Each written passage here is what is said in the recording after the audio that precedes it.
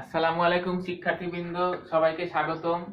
আজকে আমরা ম্যাথমেটিক্স 3 বই এর কনিক অধ্যায়ের কিছু প্রবলেম সলভ করব। এ পর্যন্ত আমরা কিছু কনিকের পরাবৃত্ত রিলেটেড কিছু অঙ্ক করার চেষ্টা করেছি। আজকে আমরা অতি সংক্ষিপ্ততে অথবা সংক্ষিপ্ততে কিছু প্রবলেম আসে এরকম একটা প্রবলেম যাতে করতে পারি, এটার একটা সূত্র নিয়ে আলোচনা করব। তো সবাইকে মনোযোগ দিয়ে ভিডিওটা শেষ পর্যন্ত দেখার জন্য অনুরোধ জানানো হচ্ছে।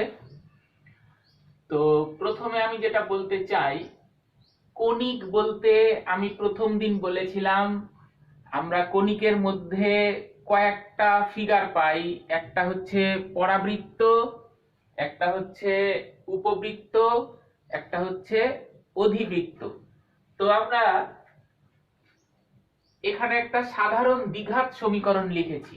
সাধারণ দ্বিঘাত সমীকরণ বলতে এই সমীকরণটাতে ঘাত হচ্ছে 2, তাই দ্বিঘাত সমীকরণ। তো এটা হচ্ছে সাধারণ দ্বিঘাত সমীকরণের আদর্শ আকার। তো আমি যদি সমীকরণটা একটু পড়ি, ax square plus 2hxy plus by square plus 2gx plus 2fy plus c সমান সমান 0। তো আমরা এই রকম টাইপের যে কোনো দ্বিঘাত সমীকরণ দেখে চিনতে পারবো যে এইটা একটা কনিক এর সমীকরণ নির্দেশ করে। কিন্তু ওই কনিকটা কোন কনিক, পরাবৃত্ত নাকি উপবৃত্ত নাকি অধিবৃত্ত, এটা চেনার জন্য কিছু সূত্রের ব্যাপার আছে। এই সকল কিছু আমরা এখন দেখব। তো এই সমীকরণটাতে কিছু চলক আছে x আর y,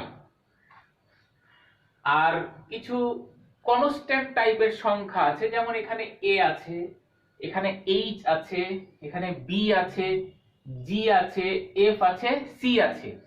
তো এটা যেহেতু সাধারণ সমীকরণ, তো প্রবলেমে গিয়ে আমরা এখানে নিশ্চয়ই a h b g f c এগুলো দেখতে পাবো না। ওখানে কিছু সংখ্যা থাকবে, হয়তো বা এখানে 2 আছে, এখানে 4 আছে, এখানে 3 আছে, এখানে 12 আছে, c এর জায়গায় 16 আছে। তো এই a h b g f c এর জায়গায় যে কোনো সংখ্যা দিয়ে এরকম চেহারার একটা সমীকরণ থাকবে। তো প্রত্যেকটা দ্বিঘাত সমীকরণেই আমরা এই রকম কিছু উপাদান পাবো। এরকম কিছু বলতে a h b g f c এরকম কোন সংখ্যা অবশ্যই পাবো। তো কনিক চেনার জন্য আমাকে প্রথমে এই রকম ফিগারের একটা মান বের করতে হবে। আমরা যেহেতু ম্যাথমেটিক্স 3 বই পড়ছি, তার মানে আমি ধরেই নিলাম ম্যাথমেটিক্স 1 এবং 2 পড়া সবার আশা করি হয়ে গেছে। তো পড়তে গিয়ে আমরা নিশ্চয় নির্ণায়কের অঙ্ক করেছিলাম অতীতে। তো যারা নির্ণায়কের অঙ্ক করেনি বা শিখতে চাই, আমার এই রিলেটেডও কিছু ভিডিও থাকবে, দেখার জন্য আমন্ত্রণ থাকবে। তো আমরা এই রকম চিহ্ন দ্বারা নির্ণায়কের অঙ্ক করেছিলাম। এই টোটালটাকে আমি ডেল চিহ্ন দিয়ে প্রকাশ করেছি। তো এই ফিগারটাতে a আছে, h আছে, g আছে, h আছে, b আছে, f আছে, g আছে, f আছে, c আছে। নির্ণায়কের যেমন 3/3 নির্ণায়ক ছিল ওই রকম এই বরাবর সারি এবং কলাম বরাবর এই রকম ভাবে বিন্যস্ত করতে হবে। এখন কেউ কেউ হয়তো প্রথমে দেখে এটাকে ভয় পাইতে পারে যে এত কিছু কিভাবে মনে রাখবো। তো নির্ণায়ক এটা আমাকে মানটা বের করতে হবে। এখানে আমি a b c দিয়ে বুঝিয়েছি। অঙ্কের ক্ষেত্রে এখানে কোনো সংখ্যা থাকতে পারে 2 4 6 12 14 16 দিয়ে আমার এই নির্ণায়কটার মান বের করতে হবে। তো মান বের করার আগে এরকম প্যাটার্নে তো আগে সাজাতে হবে। তো প্যাটার্নটা আমি আমার মতন করে একটু তোমাদেরকে বলার চেষ্টা করি যে কিভাবে মনে রাখলে সহজ হবে। ফার্স্টেই আমি টোটালটা দেখাচ্ছি না, ফার্স্টে আমি বোর্ডে যদি একটু ঢেকে দেখাই এইরকম ভাবে যে এই কর্ণ বরাবর আছে এ বি সি আছে, কর্ণ বরাবর আছে এ বি সি, আমরা লিখে ফেললাম। এবার এইখানে আর এইখানে লিখবো এফ। এবার এইখানে আর এইখানে কর্নারে লিখবো জি। এবার এইখানে আর এইখানে লিখবো এইচ। এই যে এফ জি এইচ, আমরা ইংরেজি লেটার চিন্তা করলেও কিন্তু এফ জি এইচ একটার পর একটা আসে। এফ দিয়ে দিলাম, জি দিয়ে দিলাম, এইচ দিয়ে দিলাম। তারপরে দেখবো আমরা যে 9টার জায়গায় 9টা খুব সুন্দরভাবে সাজানো হয়ে গেছে। তাছাড়াও যদি কেউ ব্যক্তিগতভাবে কোনো বুদ্ধি বের করে মনে রাখতে পারো তো আলহামদুলিল্লাহ। তো যে যেভাবেই মনে রাখি না কেন আমাকে একটু মনে রাখতে হবে এটা এভাবে।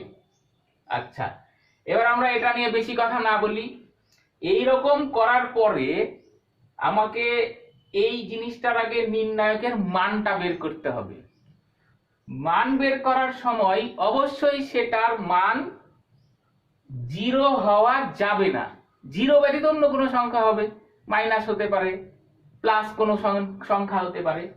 আচ্ছা, তাহলে এবার আমি একটা একটা করে বলছি। এই দ্বিঘাত সমীকরণটা হয় বৃত্ত হবে, না হয় পরাবৃত্ত হবে, না হয় উপবৃত্ত হবে, না হয় অধিবৃত্ত হবে। তো 1 নম্বরের শর্ত যদি ফুলফিল করে তাহলে এটা বৃত্ত হবে। বৃত্ত হবে যদি এ সমান সমান বি হয়। এই যে এই সমীকরণটাতে এ আর বি আছে না, এক্স স্কয়ারের সহগ আর ওয়াই স্কয়ারের সহগ, এ আর বি আছে, এই দুইটা একই হবে। ওটা 2 হলে ওটাও 2, ওটা 12 হলে ওটাও 12, এই জন্য এ সমান সমান বি হবে। আর এইচ সমান সমান 0 হবে। এই যে এইচ আছে না, এইচ এর মানটা যদি 0 হয় তার মানে এক্স ওয়াই সম্বলিত কোনো পদই থাকবে না, এইটুক 0 হয়ে যাবে। তাহলে বৃত্ত হওয়ার ক্ষেত্রে দুটা শর্ত, এক্স স্কয়ার আর ওয়াই স্কয়ারের সহগ সমান হবে আর এইচ এর মানটা 0 হবে। তাহলে এই কণিকটাকে আমরা বলবো বৃত্ত। 1 নম্বর শর্ত শেষ। 2 নম্বর, পরাবৃত্ত হবে যদি, তার মানে এখন এই কণিকটাই পরাবৃত্তও হতে পারে যদি H square minus A B সমান সমান 0 হয়।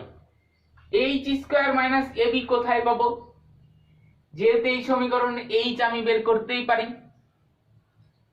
আর এ আর বি তো জানি।